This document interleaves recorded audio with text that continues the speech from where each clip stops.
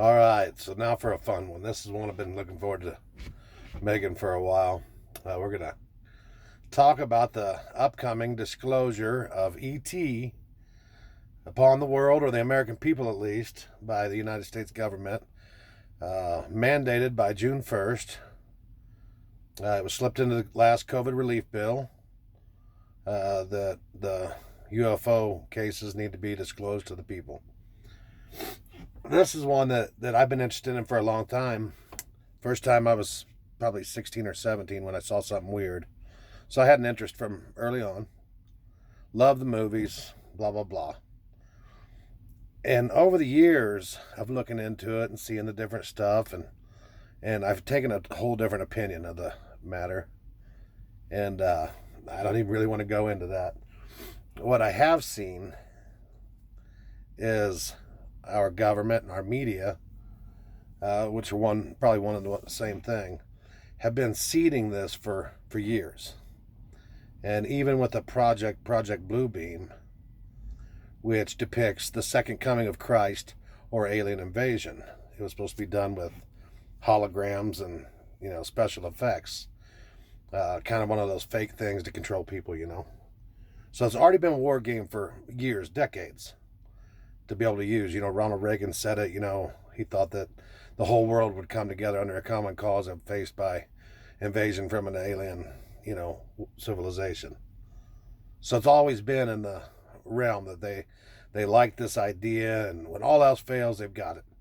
So bless her heart, man. My mom, I've rattled on for a long time, a bunch of stuff, and she doesn't want to hear it all. A lot of it's too much, and that, but she still tries. She listens to me, and thank God somebody will, because otherwise I'd probably go crazy, or crazier than I already am. But so the ET, June 1st. What date is this? The 22nd. So we got 9 days till disclosure.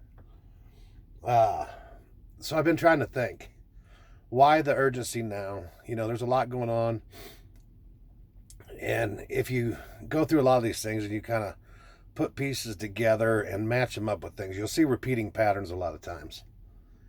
And I was watching the stuff with the Palestinians, launching like 4,300 rockets into Israel. And, right after, we gave Iran a bunch of money and restarted funding to the Palestinian people, all of a sudden they had a whole bunch of missiles they haven't had for a while.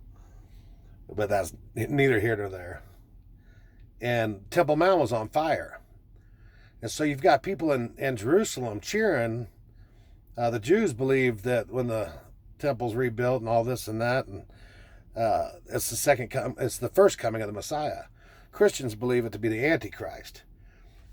Very popular rabbi over there said that it's the Messiah's arrival is imminent. And they even think they might know the name of this man that they're calling the Messiah.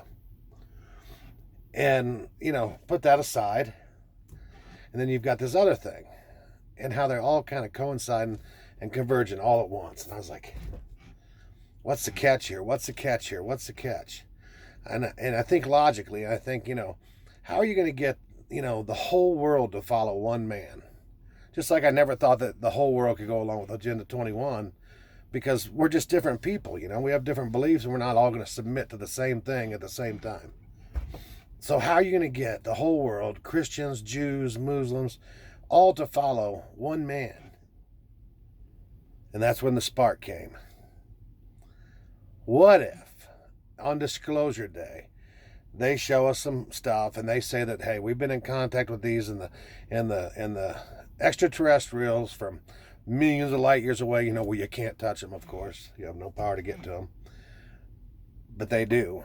They've always kept a mostly hands-off approach and let us, do our own path. But it's got to such a level that our world is in peril, and our civilization is in peril due to global warming and every whatever political issue there is at the time.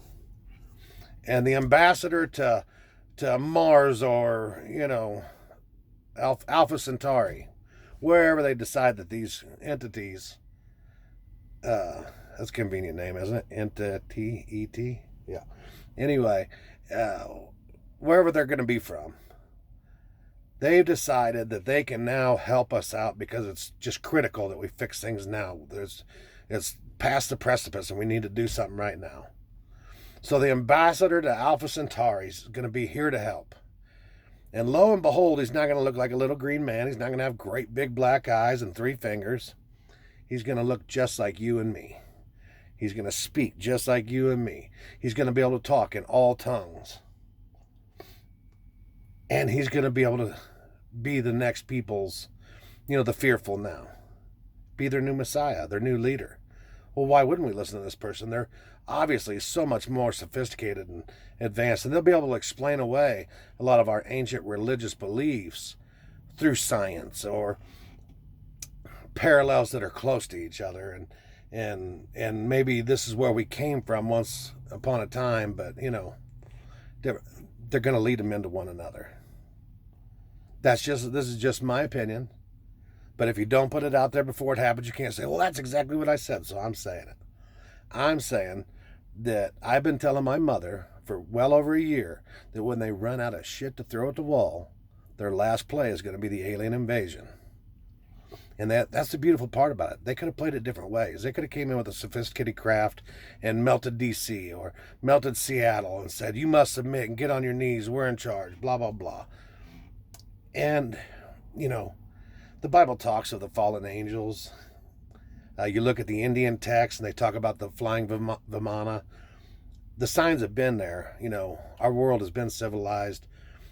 And personally, these other entities that we track on the radar and we see in the pictures and the things that we can't explain, I personally believe they've always been here. They were here long before us.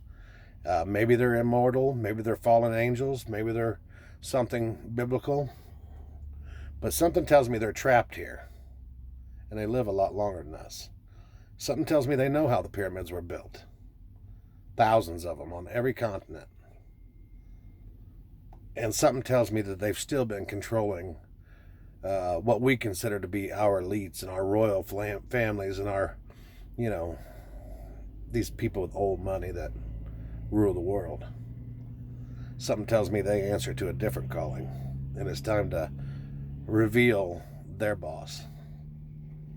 And whether you take it in a biblical stance or a scientific stance, whatever it's going to be, it's going to be deceit. It's going to be false prophets. It's going to be the next thing to get you to do what you're told. And I submit to you, I don't believe we were born to be slaves. Maybe you were born to be a slave, but the Irish in me says different. The Irish in me says, piss off. So, when they roll them out, don't fear. They've always been here. They could have killed us at any point if they're really that advanced. But the problem is there are few and we are many, so stand strong.